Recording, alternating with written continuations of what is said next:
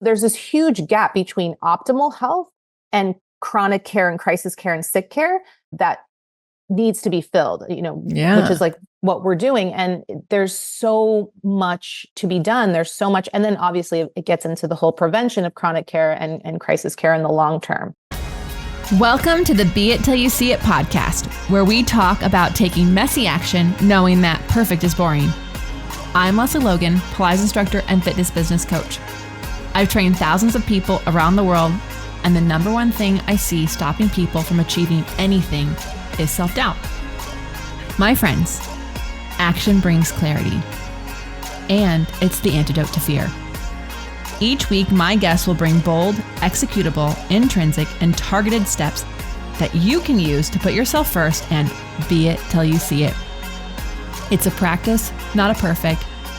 Let's get started.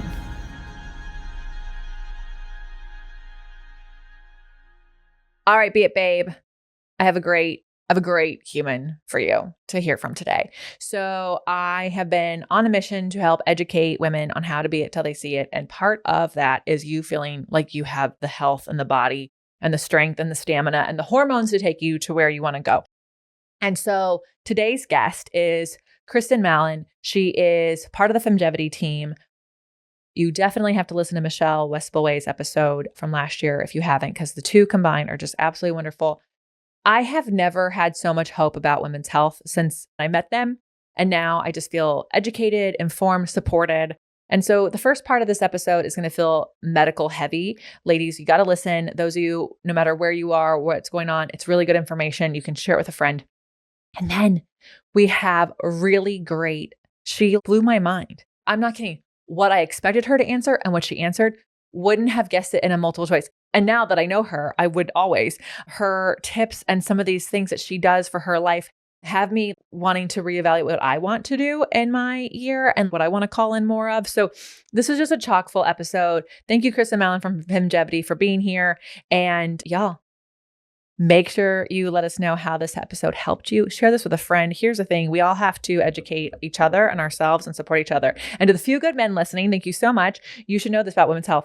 Send it to your friend, your sister, your cousin, because this is how we all get stronger together.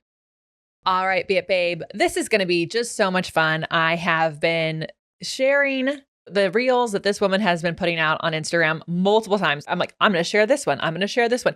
We have Kristin Mallon in the house. She's a co-founder of Femgevity, and I love her. Love Michelle. If you listened to the podcast last year with Michelle Westbaway, you know what they are. If you follow me at all, you know I'm obsessed with them and all that they're doing. So Kristin, can you tell everyone who you are and what you rock at?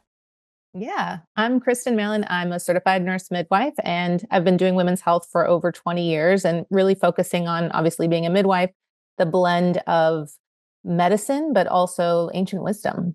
Okay. I have a couple of things I want to just chat with is like, first of all, I think midwives feel like to me, they're becoming more and more popular and more accessible. Is that true? And then for the people who don't know what a midwife is, can you kind of break that down? So yes and no. I think there's pockets of the country where they're becoming popular and pockets of the country where they're becoming unpopular. There's a big, I think, problem in general with the, or challenge. I don't always like to say problem. It's a big challenge with reimbursements across the board for all people that practice any type of obstetrics and gynecology.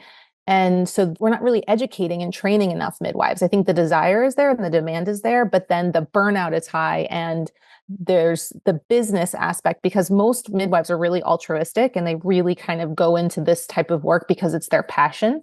So that needs a little bit more support and needs a little bit more, kind of hand holding. Yeah. Midwives are confusing because people think midwives are doulas. People think midwives are doctors and then kind of everything in between. So I am a board certified nurse midwife. So that's kind of like the highest level of midwifery training and education that you can get. I have a nursing degree. I have a master's degree in nursing. And then I took a board certification that I maintain, every year. There's a certain level of requirement that I have to attain. I deliver all of my births in a hospital. And I do assist on surgeries and I do minor gynecological surgeries. And I really do everything that an obstetrician does, not really a gynecologist. So someone who's delivering babies, working with babies, that's what I do. There's other types of midwives. So there's certified midwives who are midwives that are not nurses. There's lay midwives, which are midwives that are trained in a variety of different ways, usually kind of more culturally trained. And then there's professional midwives, and their certification is a little bit different. And then all states have different governing boards about how they allow them to practice and not practice. But pretty much if you're going to have a home birth, you're having a midwife. I know like one OB GYN in my whole career, and I know thousands of people in the birth space that he is a physician that does home births, but 96-ish, 95% of midwives are doing their births in a hospital setting. Wow. So it's kind of confusing. They really are a nurse and an OB GYN had a baby, and that's a midwife. Okay. I love that. Thank you for explaining it, because I think I definitely was of it's like a doula. And I have a friend who's a doula. So I know clearly my friend is now finding out I didn't know what she did. Okay. Well, and doulas are really, I always like to make this distinction and like the opportunity to educate people, because doulas have no medical training, no medical background, no medical certification, no licensing they have to maintain, and they can't perform any medical procedures. Whereas a midwife can do pretty much everything an obstetrician can do, except they can't be a primary surgeon on a surgical case. Yeah. Yeah. That makes sense. Okay. So then so my other thing with what you've been rocking at is that you've been in like women's health medical field for 20 years. And I wonder, what have you seen change for the better, and what still needs changing that we can, make sure we're aware of? I'm 42. This is coming out when I'm 42. I love that people are like, wow, you don't look 42. That's great. I would love to stay looking young as long as possible. That's wonderful. But I don't want to I would like to feel young too. So I'm just really excited about what you do and what you know about women's health. Yeah. So we've come so far. So in the last 20 years, I think we've made remarkable strides in miscarriage care, in contraception and fertility care, in reproductive care, in breast health, just kind of an awareness, a lot of mental health awareness, a lot of cancer awareness, cardiovascular awareness. I think the areas where we need to improve on is definitely access. Not all women have access to the types of care they want. There's just not enough OB-GYNs. And unfortunately, there's not enough OB-GYNs, there's not enough midwives. We're not graduating enough to replace the ones that are leaving the workforce on a year-to-year basis. It's kind of a big problem.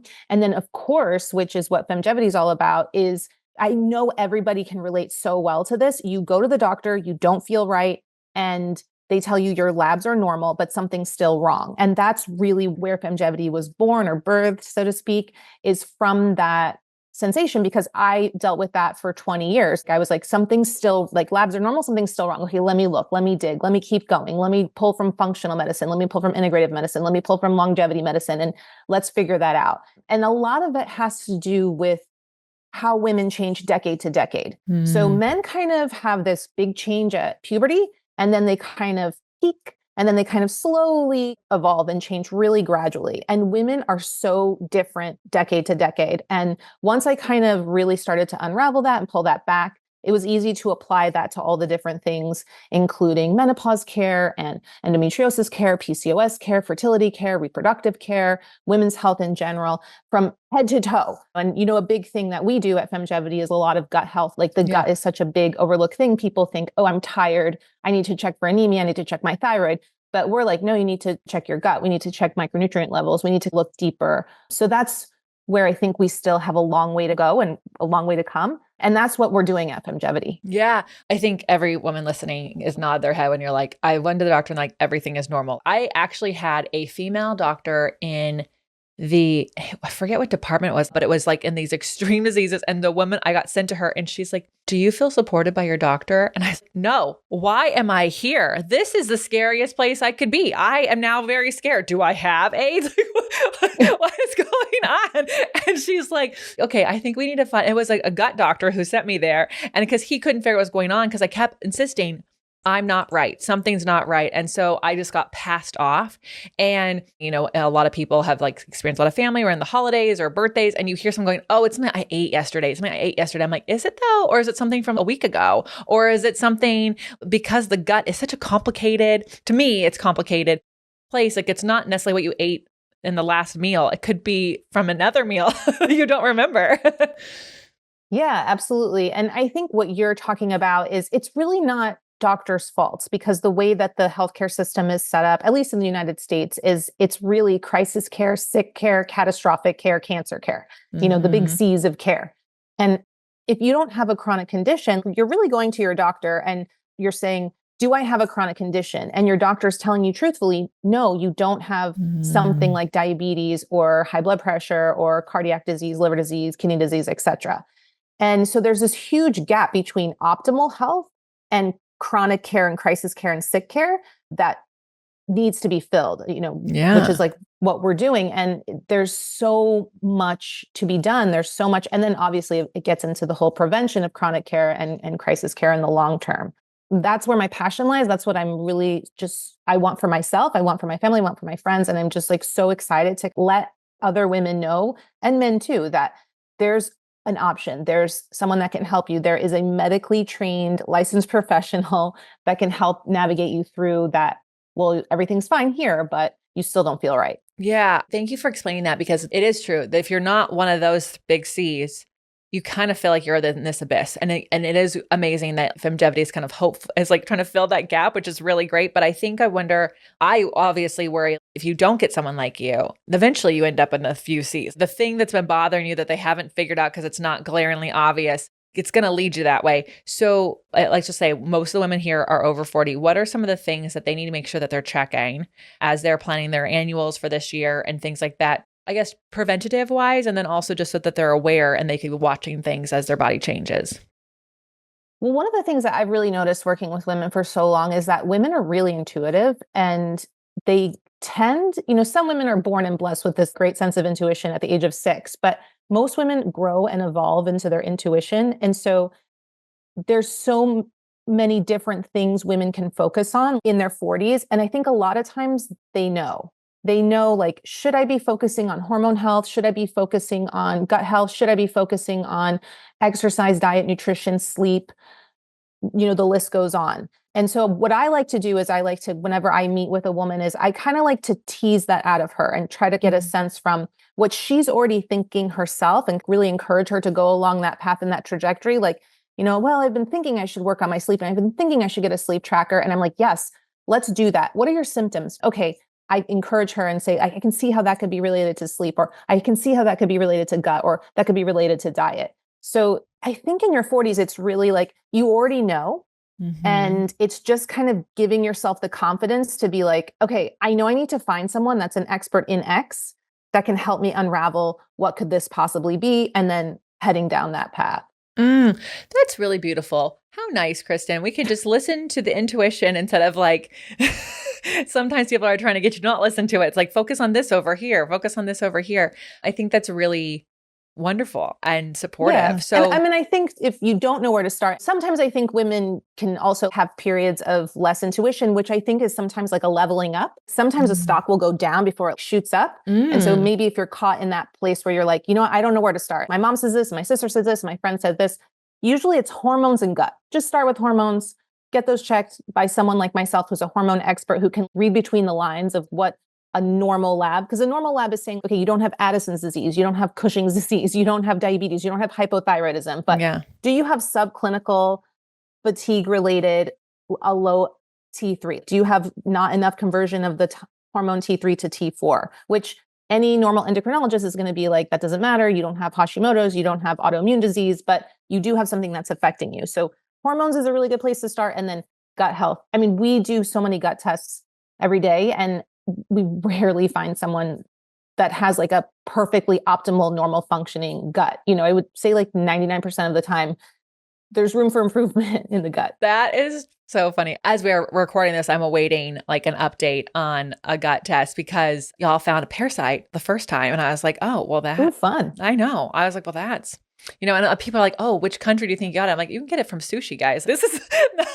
it's not like I had to leave the country for this. Who knows? So I'm excited to see if it's gone. And also I had some dysbiosis, and I am excited because I can tell when my gut health is strong, I have so much more energy. I feel like a more confident person. I feel more unstoppable. My sleep is absolutely amazing. It's not a surprise to me that like I had a little gut situation while I was traveling and my sleep is off. I'm like, maybe something's going on there. So I really love that. If they're not working with you FMGevity, what are they asking for? Because I know when I try to ask my female general practitioner for a hormone test, she specifically said, oh, you can't test those. They change all the time.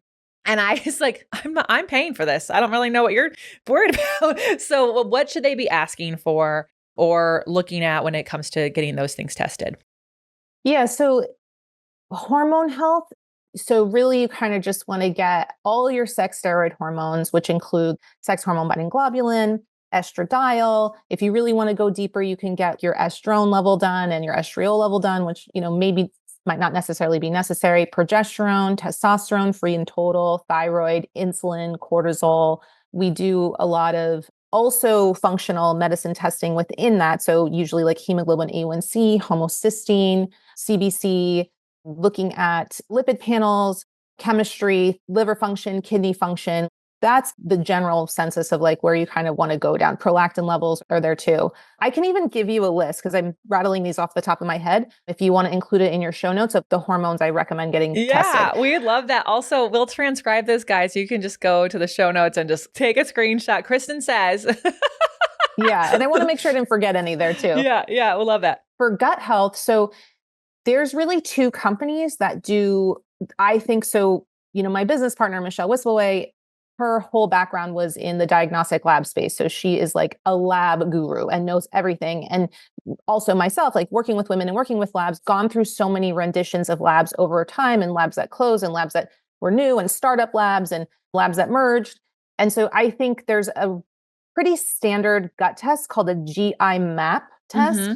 And there's another standard gut test called GI Effects. So GI Map is by Diagnostic Solutions and GI Effects is by Genova Diagnostics. And so you can ask for a GI Map that's most really with it, longevity, functional medicine, integrative medicine doctors are going to know what a GI Map test is. And that's kind of your standard gut test. Okay. I always caution women about, this is like a really classic thing that I saw with the advent. So we do a lot of genomics and we do a lot of genetic testing too. And so 23andMe came on the scene and everybody was getting this direct to consumer test and they were giving it to me. And I'm like, oh my gosh, this is so basic compared to what you can get from a licensed physician. Got it. And the same thing is true with like over-the-counter gut tests. You can get an over-the-counter gut test. That's probably going to cost you a similar amount of money when you go to a licensed medical provider.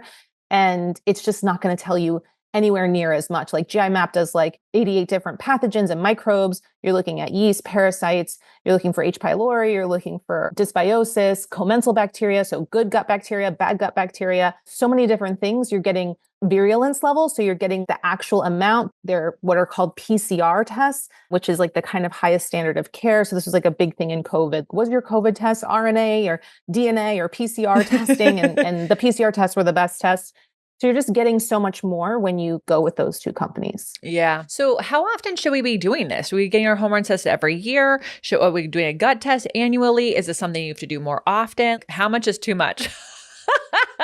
Yeah. So I think once a year is probably the minimum because you will be able to track yourself over time and be able to have data on yourself to look back at and say, okay, when I was 36 or when I was 46 or 56, my hormone levels were this and I felt this way. Some people check them every day. I just said don't do over the counter, but there is an over the counter test called MiraCare, which is kind of like a fertility tracking device where you can pee on a stick and it will tell you what your daily progesterone and estrogen levels are. It tells you LH and FSH too, but that's not as important to the overall daily hormone picture. So you can do kind of anything, but once a year. The other thing about hormone testing is that it's important to know, like, women get so much confusing information. Do I need hormone testing? Do I not need hormone testing? Someone's giving me birth control without hormones or giving me HRT without having my hormones tested. Like, why do I need it or why do I not need it?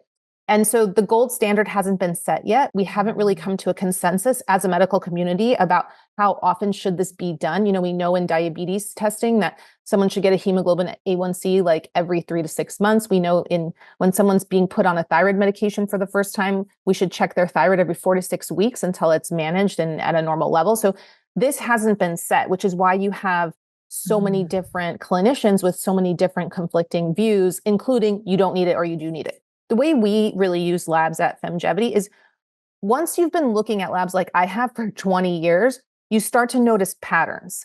And even though these patterns aren't written down in a protocol by the American College of Obstetricians and Gynecologists, I'm just observationally matching it up with women have been telling me X, and here's what the lab data is showing me. And so I'm using my clinical judgment to kind of make those decisions. Also, it is true that your hormones can change so much. So when we look at an estrogen level, let's say, you could be 33 in one blood draw, and then in another blood draw with just a couple months apart, you could be like 133. But the main thing is you're not 0, or you're not almost close to 0, and you're not 400. So you're kind of looking at it like a range versus an exact number. We do a lot of hormone balancing, and we do prescribe HRT and hormone replacement therapy. And so women will start on a hormone and their levels will actually go down. And so they're really confused. Well, I'm taking this extra hormone, but my levels are going down. And so it could just be exactly to what you said, like where we caught them in their cycle when we tested the first time, and then where we're catching them in their cycle when we test the second time. And if they don't have a menstrual cycle and are not having a period anymore, they're still having ebbs and flows. Hormones are pulsatile. They pulse, even like any hormone like thyroid or insulin. Insulin's a hormone too. You can think about it just pulses into the bloodstream. And so are you catching it up on a trop or on a bow? And that's why we need to know, let's say we give someone testosterone, for example. Are you coming back with a male level in your bloodstream? Okay, that's too high. We need to cut down. So we're not waiting for symptoms to come up, symptoms of too much testosterone. We're checking the labs to make sure that we're in a ballpark. It's not so specific. And I think that can help women to interpret their labs and also to understand the big discrepancy. Well, this practitioner says this and this practitioner says this, and neither of them are probably wrong. Yeah. First of all, I love that you have so much experience as a Pilates instructor, right?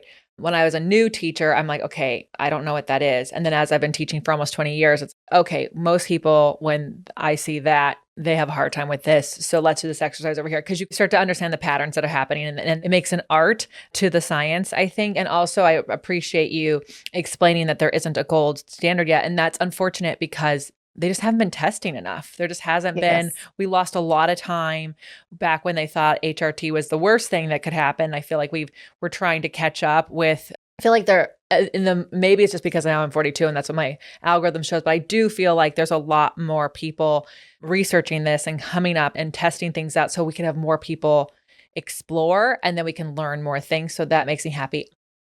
Okay. You and Michelle started this amazing company together. Obviously, you're an incredible doctor. You know so much. What has been the funnest thing about starting a business, and what is the hardest thing that you're like you are trying to?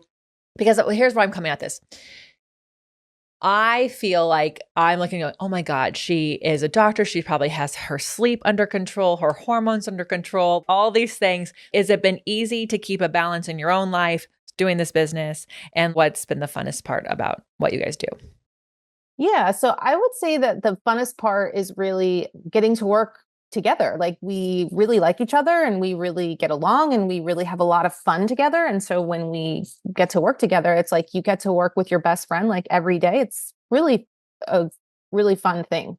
I think from the challenge perspective, I personally am a really big believer in like vibration attracts like vibration. And so as long as I'm kind of keeping my vibration in check and keeping myself clean, and I'm looking to reflect that reality outside of me, then everything works out for me and everything kind of falls into place. It's just kind of been my experience in life. So the challenge is that when things get off track, I usually have to remember to look in the mirror and be like, okay, what is it about me that is like, what thoughts or what influences am I allowing to come into my sphere and my energetic field that aren't in alignment with me, because that's being reflected in my outside world. So that's probably the big challenge, I would say.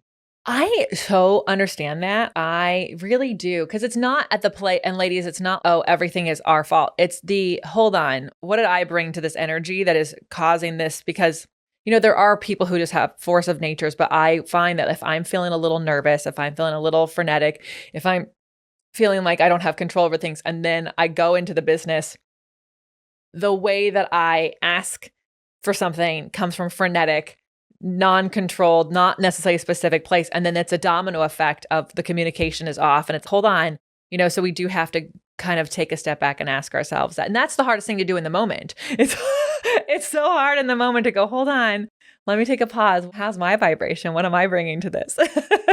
Yeah. It's hard if you say it's hard. That's what I would say.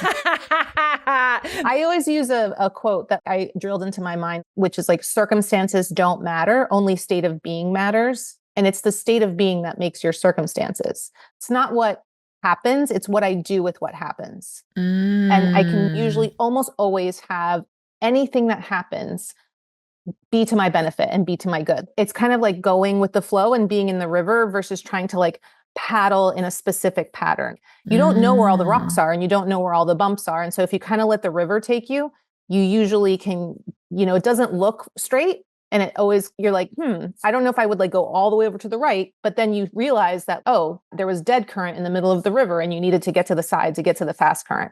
So I kind of try to think of that as much as possible. It's not, I don't always win, but I'm winning most of the time, I hope. Kristin, that is so cool. That is amazing. We're clipping that and and I'm going to put that on my wall because it is, especially most of the women listening to this, they are caring for young children. They have older parents or family members in their life. They have they're the in-betweens. Yes, they have jobs that they have to do. And then it can feel like the circumstances around you are just hard.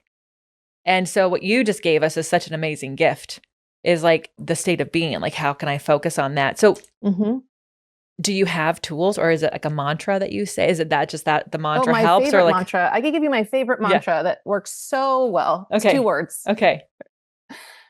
So what? Oh. So what? Whatever it is, like, so what? I mean, it works for 99.9% of things. If you're like, this, that, I'm going to be late. I didn't put the sandwich in the lunch bag and I didn't do the permission slip and I forgot to put these slides in a presentation. So what? And I think that's something that's always really helped me to kind of see the forest through the trees. Yeah, I can see that because I am someone who's like, we're going to be late. And unless it's the plane, probably going to be, most things are fine. Yeah. Unless I'm trying to catch the flight, I'm probably going to be okay. Even if it is the plane, being late might have your benefit, might be to your highest good, because maybe you met someone that now you're sitting on a different flight, or you ended up being able to not miss a phone call that was coming through. So as long as I allow that type of vibration into my field, I usually end up having those results. The other thing that I think is super helpful that I also kind of like encourage people to do is, if you just do it a little bit, it kind of becomes second nature, which is to watch your definitions, watch how you define things. Because even like saying, oh, it's hard to do X. Yeah. If you say, I'm working on doing X, or I'm getting better at doing X, or I'm improving my X, it's a much different definition than it's hard. And it's so fun for me. Like when I first started doing this practice a couple years ago, it was so fun to change the definitions of things and just be like, oh, this happened. Well, that happened because it was so funny. My bra was showing, or I don't know, something happened where I didn't get the job I wanted to get, or I didn't get the client I wanted to get. And instead of it being like a failure, it was a learning experience. Or instead of it being a mess up, it was an opportunity for growth or development or internal reflection, or for me to get this thing that I'm talking to you about right now, which is that I can choose how I define things. I really like that because I do think it's fun. I'm going to keep working on catching myself, but one of the ones that sticks with me, because I was raised in a household that didn't have a lot of money. And so they'd always say, we don't have any money. There's no money for that. No, you can have it. There's no money for that. I was too. And so was my husband. And we have been really conscious. I can always tell when one of us is in a bad state because the words will say, we can't afford that, which is like a non-sentence in this house. Because the better phrase is, we are choosing not to invest in that right now. Oh, you know what? That's great. I'm not investing in that right now. Or that's actually not something we're spending money on today. So it's not that you don't have the money. It's not that you can't afford it. It's just not a priority in this moment. Yeah. So that's a perfect example of the definitions. That sentiment. So do you know the book by Napoleon Hill, Think and Grow Rich? Yes. I love it. I listened to the old tape or whatever. Maybe I should do that again as the year starts. Yeah. Well, that's the epitome of what you just said. That's one of the big lessons that he talks about in that book. Yeah. So, and that book influenced The Secret. So that's and everyone, you can go to the original source. It's still out there. Do you remember the part? Because I don't know if maybe it didn't stick with you, but he mentioned the woman who would always put her hand on her left breast and go, "Oh, I'm going to get cancer. I just know I'm going to die from cancer." And she'd always say that. And then she died of breast cancer. Yeah. She literally, she kept putting her hand on herself saying she's going to get it. And it's not saying that anyone who gets cancer did that to themselves. That's not it at all. But it's just our words have so much power, and we really do. I love that redefining. You guys, how are you going to I wonder, you guys have to send into the Be It Pod and to Femgevity which words you're redefining. I think that'd be really fun for us all to see as an experiment. Kristin, what are you most excited about right now? This is out in 2025. What are you excited that's coming up that you guys are doing? What's going on? I'm really excited that this concept of, so I think over the years, we've kind of defined it as functional medicine, and then we defined it as integrative medicine, and now we're defining it as longevity medicine. And I'm just so excited to be a part of that ecosystem and the effects that it has. I mean, I work with women primarily, so the effects that it has on women and the aha moments they have, and that feeling that I think that liberation that they've been looking for so long, that they're not just going down, down, down, down, down, but that they're actually going up, up, up and getting better is so rewarding and so fun that I'm just so passionate and excited about sharing that with women as much as possible. Yeah. Anybody who wants to hear me talk about it, I'm do you want to hear me talk about optimization of health? I'm totally down. I also like that it's changed to longevity medicine, because the other ones were a bit vague and hard I feel like this is what people want. It's not when you're oh yeah, I want a functional medicine. I guess that makes sense, but it doesn't sound sexy. I want a long life where I have longevity. I don't want to just be old. I want to be strong and energized when I'm older. I want all those things. So I think that's really cool.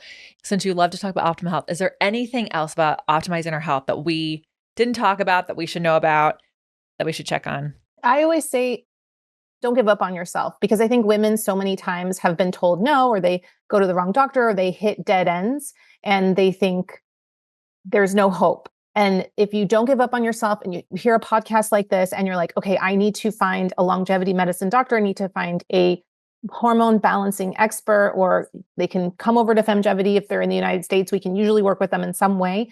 There is a path to not just feeling better, but feeling fantastic and great and energized. And I know there's people listening that are yeah, this girl's crazy. There's no way. I'm so chronically fatigued. My kids are little. My parents are dying or sick. There really, really, really is. Just keep going on yourself and don't give up until you find the right person and the right practitioner to help you. It's worth it. It's so worth it. Oh, I love that. Thank you for that gift. That's a good one. We're going to take a brief break, and then we're going to find out where people can find you, follow you, work with you, and your Beit action items. All right, Kristin, where can people find you? I'm going to give you the link right now. You can go to beitpod.com/femgevity, because you guys can go and get a call and see how they can help you. But where else on the internet are y'all at? So our website, femgevityhealth.com, and all social media channels at Femgevity. So we're on TikTok, Instagram, YouTube, Facebook, LinkedIn. It's probably really fun to be doctors and researchers that have to then learn social media and all the hacks. And I also love that I've got my captions to actually spell Femgevity out correctly. They can't spell my name. They can't spell my dog's name, but they can spell Femgevity. So that's a way to go, ladies. That's a win. Yeah. Okay. You've given us a lot of great stuff already, but for our action takers who are listening, bold, executable, intrinsic, or targeted steps people can take to be it till they see it. What do you have for us? So my best advice is, whenever in doubt, follow your highest excitement in any given situation. It's a breadcrumb trail that kind of leads you to your biggest and best self. So follow your highest excitement to the best of your ability with no insistence or assumption on the outcome. And it always leads you to the best location, place, time for you. Oh my gosh, you're so cool. Yeah, you too. Well, thank you. But yeah, what a great tip. That's so fun, because most people would say follow your gut. And then I've got all these people going, my gut's off, something's wrong. But highest excitement. Oh, yeah, it's easy to do because even if you think about it, you're like, and as soon as we get off this call, right, there's going to be a whole bunch of things you could do. You could check your email, you could take your dog for a walk, you could stretch, you could do Pilates. But if you just tune into like which one is most exciting more than any of the others, it'll lead you down a really thrilling and rewarding path. Oh, yes. Yes, it will. Oh, yeah. The doctor has ordered that I follow my highest excitement. I'm going to do that as soon as I hang up. Y'all, please, if this at all has you intrigued, contact Femgevity. It's really nice to have doctors who actually want to look at things and look at patterns and, don't want to just tell you, it's all good. Yep, that problem, I don't know. It's really nice to have someone listen to you. And I will just shout out, I was traveling for almost a month and I got an email from your team going, okay, you have to do your call. And I'm like, oh my God, a doctor that wants me to come for my appointment. Not that other doctors don't, I'm sure I have doctors listening, but you can wait in the waiting room for 45 minutes. You guys made sure I made my call. And I'm so glad I did because I needed that call. And it's just really nice to have someone to look out for my optimal health. So thank you so much for all you do at Femgevity. You guys, how are you going to use these tips in your life? Make sure you tag Femgevity, tag the Beit Pod, and share this with a girlfriend who is frustrated with their health and they're feeling stuck and feeling going in circles. It's kind of nice to be reminded to not give up on yourself. So thank you, Kristin, for that. And until next time, everyone, be it till you see it. That's all I got for this episode of the Be It Till You See It podcast. One thing that would help both myself and future listeners is for you to rate the show and leave a review. And follow or subscribe for free wherever you listen to your podcast. Also, make sure to introduce yourself over at the Beit Pod on Instagram. I would love to know more about you. Share this episode with whoever you think needs to hear it. Help us and others be it till you see it. Have an awesome day. Be It Till You See It is a production of the Bloom Podcast Network. If you want to leave us a message or a question that we might read on another episode, you can text us at +1 310 905 5534 or send a DM on Instagram at beitpod. It's written, filmed, and recorded by your host, Lesley Logan, and me, Brad Crowell. It is transcribed, produced, and edited by the epic team at Disenyo.co.